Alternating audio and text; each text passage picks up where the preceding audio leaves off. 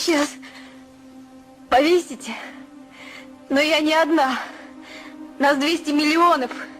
Всех не перевешаете. Вам отомстят за меня. La historia que voy a relatar es quizás una de las historias más conocidas del Frente Oriental en la Segunda Guerra Mundial.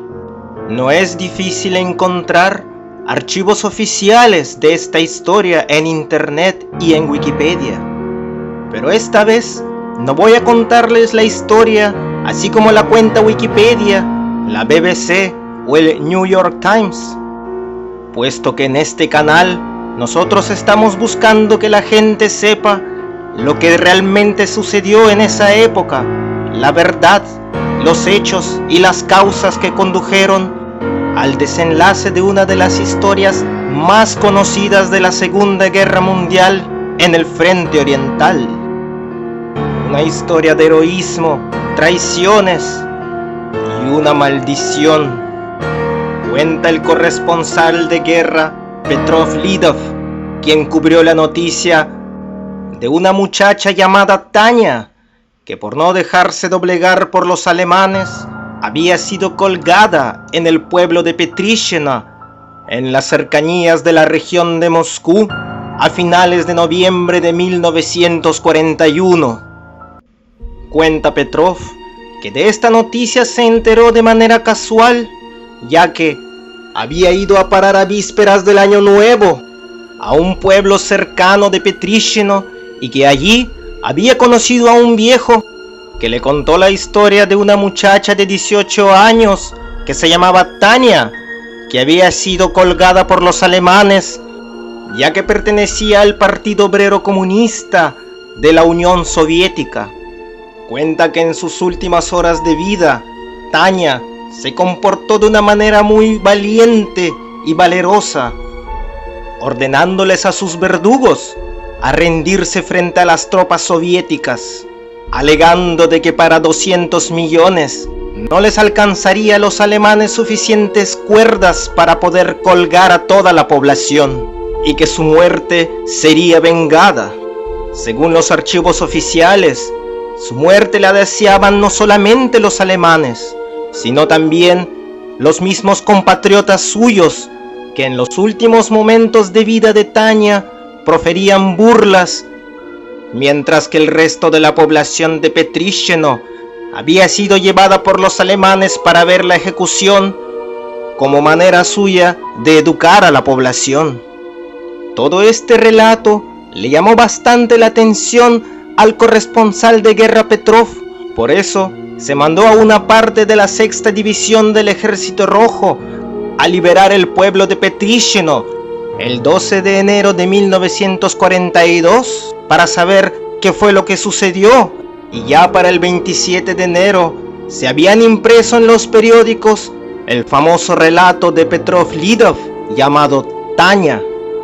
Más tarde saldrá otro escrito llamado ¿Quién fue realmente Tania?, donde saldrá a la luz que realmente Tania usaba un seudónimo y que su verdadero nombre era Zoya Kazmadimlianskaya. Ahora veremos por qué esta noticia cayó como una bomba para todo el país y por qué tuvo tanta resonancia de manera internacional, ya que ahora se sabe que los nazis mataban por miles y miles a la población y que fue un baño de sangre en donde absolutamente casi todos los soldados de la Wehrmacht tuvieron algún tipo de participación, ya sea directa o indirecta. Pero no fue por esta razón por la que esta noticia se hizo tan conocida, ya que para ese momento todos sabían que los alemanes mataban por millones, quemaban pueblos enteros y mandaban cientos de miles de personas a trabajar como esclavos para los campos de concentración del Reich. ¿Por qué la muerte de una muchacha de no más de 18 años provocó semejante shock, no solamente en la Unión Soviética, sino también se hizo un escándalo de manera internacional? Puede ser la forma en que se comportó Zoya Kazmadimlianskaya frente a la muerte y cómo encaró a sus verdugos, lo que realmente provocó semejante shock entre la población.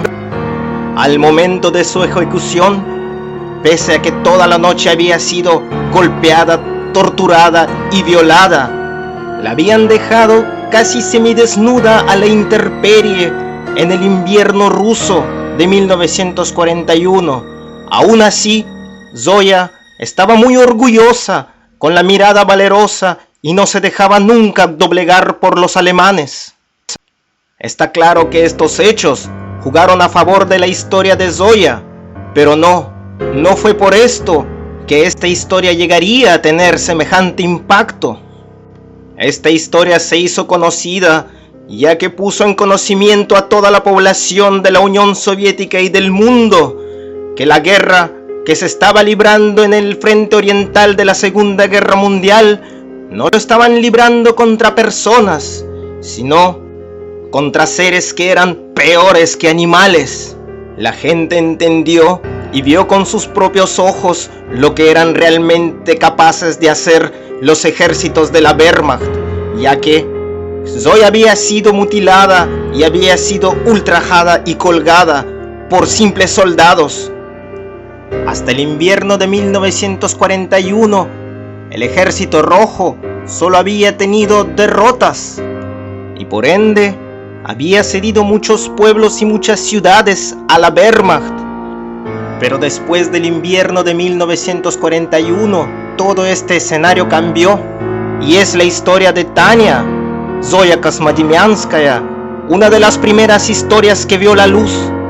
Así fue como realmente la gente vio que así como Zoya pudo haber sido cualquier otra persona, así como Zoya pudieron haber sido los hijos de cualquier ciudadano de la Unión Soviética. La gente vio que la guerra se libraba no contra libertadores que venían supuestamente a impartir cultura alemana, sino con seres peores que animales que vinieron dejando huellas de sangre, tortura y destrucción. Pueblos enteros fueron quemados, millones de personas fueron aniquiladas. Después de este escándalo, la NKVD, el cuerpo de inteligencia de la Unión Soviética, se informó que fueron los soldados de la Wehrmacht de infantería número 332 en la división 197 al mando de Reims los que habían cometido este crimen con Zoya. Y cuenta la leyenda que el mismo Stalin firmó una orden en donde ordenaba que a estos soldados no se les dejaría con vida si es que fueran capturados. Y así fue como esta división se le llamó la división maldita de la Wehrmacht. Leyenda o no, a muchos soviéticos les entró el afán de vengar su muerte, de vengar la muerte de Zoya contra esta división. Y desde ese momento la NKVD empezó a rastrear a uno por uno a todos los soldados que estuvieron ese día y que participaron en la ejecución de Zoya. Mientras que toda la nación entera buscaba saldar su deuda con la división maldita de la Wehrmacht, en Occidente se escribieron muchas columnas acerca de este caso, alegando que Zoya era una enferma mental, una fanática comunista que había quemado los centros de comando y de radio de la Wehrmacht y fue por eso que recibió semejante castigo, y que la Unión Soviética se la idolatraba demasiado, cuando en realidad era una persona que necesitaba ayuda y que en realidad tenía un fanatismo muy grave hacia el comunismo. Muchos autores occidentales escribieron cómo era posible que los alemanes podrían combatir contra estos fanáticos, a la vez que trataban de limpiar las barbaridades de los alemanes y ensuciar la memoria de Zoya. Y hasta muchos psicólogos de los países occidentales hicieron numerosos estudios y escribieron muchos libros acerca de la personalidad de esta muchacha, diciendo que era una persona esquizofrénica, que muy bien sabía a lo que iba. Y sí, es cierto que Zoya sabía muy bien a lo que iba, por eso nunca le rogó piedad a sus verdugos, nunca les pidió que la dejaran en paz. Por eso fue que murió de manera solemne y orgullosa. Actualmente, hay muchas personas que toman a los soldados alemanes como símbolo de hombría, Yo les pregunto, ¿qué hombría tiene colgar a una pequeña muchacha de no más de 18 años y tomarse fotos con ella? ¿Acaso es muy de hombre llegar a otro país en armas y matar a mujeres, a niños y ancianas?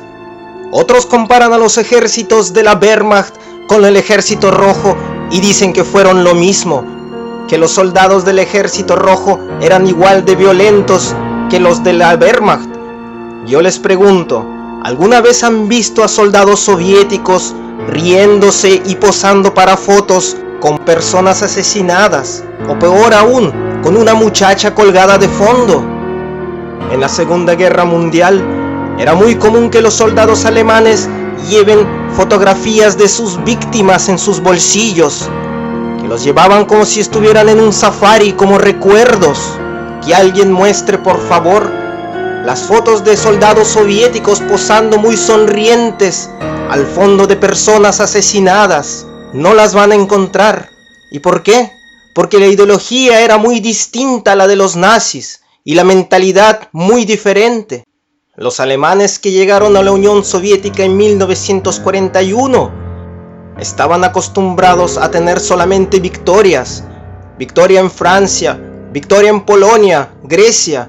Pero en la Unión Soviética se toparon con un enorme muro de personas, hombres y mujeres, que no les dejaron espacio para maniobrar sus disque victorias y que les golpeaban con fuerza una y otra vez. Todo esto sumado al hecho que sus comandantes los encerraban en casas pequeñas, los cuales los partisanos después quemaban, hacía que los soldados de las Wehrmacht se volvieran peores que animales. Muchos doctores y psicólogos consideran a Zoya Kazmadiemianskaya como una esquizofrénica, como una fanática comunista que incendió 2 barracas llenas de soldados, el centro de comando y el centro de radio del Frente Oriental de la Wehrmacht. La titulan como loca, como esquizofrénica, que tenía bastantes problemas psicológicos, pero nunca dirán o escribirán que ésta se hizo héroe de la Unión Soviética post-mortem. Nunca les van a contar que fue estudiante de Artur Sproges, que fue un partisano experimentado y profesional que adquirió mucha experiencia durante la guerra civil contra Franco en España, el que después de la guerra se volvió el jefe de la KGB. Durante el invierno de 1941, más de 5.000 soldados guerrilleros se infiltraron en las líneas enemigas para crear tareas de sabotaje, para incendiar barracas, para detonar líneas de ferrocarril y para quemar depósitos de suministros. Y lo más importante de todo, desmoralizar totalmente al soldado enemigo. El grupo de sabotaje al que pertenecía Zoya Kazmadiemianskaya se llamaba Boris Krainov y estaba destinada hacia el sabotaje de los pequeños pueblos a los alrededores de Moscú. En noviembre de 1941, la 332ª División de Infantería de la Wehrmacht estaba posicionada en el pueblo de Petrisheno y participaba activamente en la Operación Taifún. Asimismo, se encontraba la estación de radio principal del Frente Oriental de la Wehrmacht, con los cuales podían escuchar todos los movimientos que hacían los soviéticos para poder tener mejores ataques. Y una noche, 2 barracas llenas de soldados, la radio central y el centro de comando fueron incendiados por una muchacha que se hacía llamar Tania. Toda esta información salió a la luz mucho después de la guerra y se supo que lo que había hecho Zoya Kazmadiemianskaya era mucho más valioso y que por esto hasta se podría de repente quemar todo el pueblo entero, ya que el destino de la guerra dependía mucho de la batalla de Moscú. Y Zoya contribuyó en gran parte al contraataque de las fuerzas soviéticas que echaron a los ejércitos nazis de las afueras de Moscú. Zoya fue capturada ya que fue traicionada por su colega. Esta es una información reciente, ya que en medio de la guerra no querían ensuciar el nombre a la división a la que pertenecía Zoya, y esto se mantuvo en secreto hasta hace poco. Su compañero, Vasily Kubkov, con el que debería de reunirse en un punto específico después de cometer su misión, fue el que la delató a los nazis.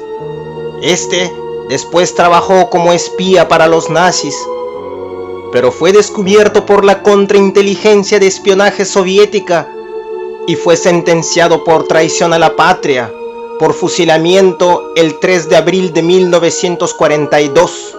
Lastimosamente Zoya no pudo cumplir con su misión, pero la cumplieron otros, y el enemigo fue retirado y echado fuera de Moscú. Los alemanes perdieron la iniciativa en la guerra y los soviéticos comenzaron a avanzar hacia el oeste en dirección a Berlín, y a partir de ese momento las fuerzas del Reich tenían sus horas contadas. Los verdugos de Zoya, la división de infantería número 332 del ejército número 197 de la infantería de la Wehrmacht, fueron nombrados entre los mismos soldados alemanes como la división maldita de la Wehrmacht, ya que, por más que sus comandantes buscaban la forma de esconderlos y de defenderlos, el espionaje soviético siempre sabían a dónde iban a parar cada uno de sus soldados. Sus cabezas tenían un alto precio durante la guerra, ya que concentraban en ellos toda la crueldad de la guerra y todo el sufrimiento del pueblo soviético. Estos soldados se convirtieron en malditos hasta para su propia gente, ya que, si eran encontrados, eran fusilados en el acto ellos y los soldados que habían caído como prisioneros junto con ellos. Asimismo, como una maldición, en cualquier división en donde caía uno de estos soldados, los vehículos quedaban inservibles por quedar atascados en el fango, las armas dejaban de funcionar por el frío, o los soldados se perdían en la tundra, para ser encontrado luego, después de varios días, con hambre y con indicios de locura. Durante la retirada alemana, en la primavera de 1942, todas las divisiones a las que habían sido incorporados estos soldados fueron enviadas hacia Rjev, y ya todos sabemos que Rjev fue una carnicería humana, tanto de alemanes como de soviéticos. Ahí fueron a parar todas las tropas malditas. Muchos soldados de estas divisiones empezaron a desertar. Algunos se los encontraban en sus casas escondidos. Otros fueron hallados en bosques, cambiados de ropa para no ser reconocidos como alemanes, ya sea por soviéticos o por los mismos alemanes. A estos soldados se les disparaba en el acto sin tener ningún juicio, por órdenes directas del Reich.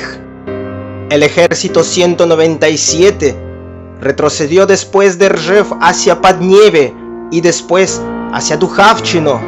Muchos soldados de la 332ª División de Infantería, que fueron los verdugos de Zoya, pensaron en ese momento que ya los soviéticos se habían olvidado de ellos, pero lo que no sabían era que el servicio de inteligencia de la NKVD estaba siguiéndole sus pasos a cada uno por separado.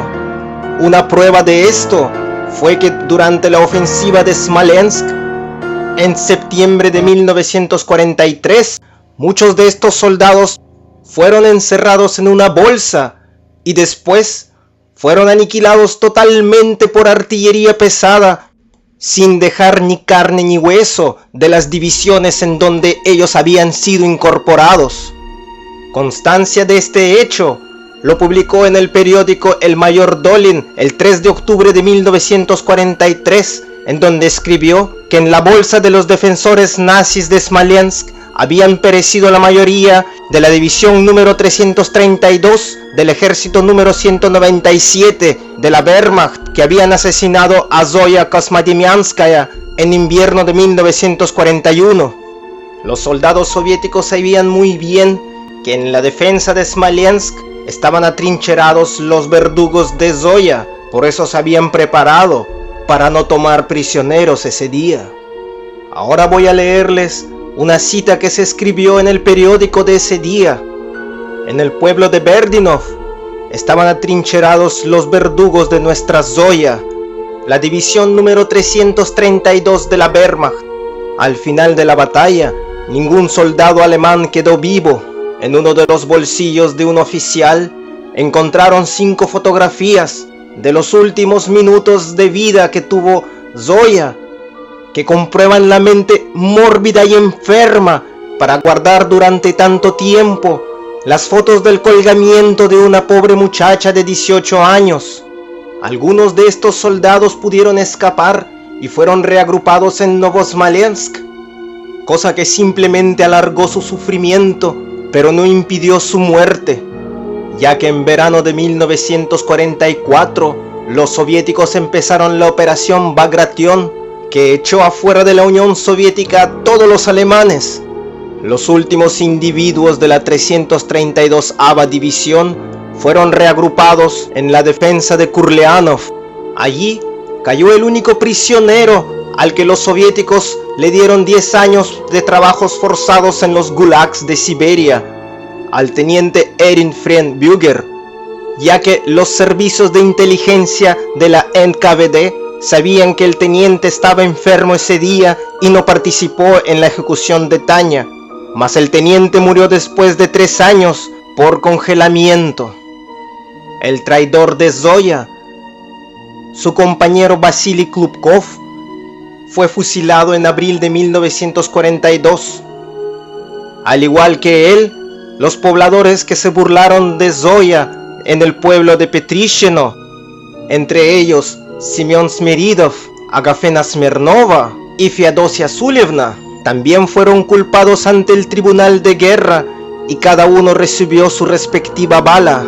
Estos fueron los destinos de los colaboradores de los nazis y los traidores a la patria. El único que pudo escapar con vida y entero fue el coronel de la 332ª División, el coronel Ruger. Este pudo escapar hacia Alemania del Oeste y entregarse a los estadounidenses.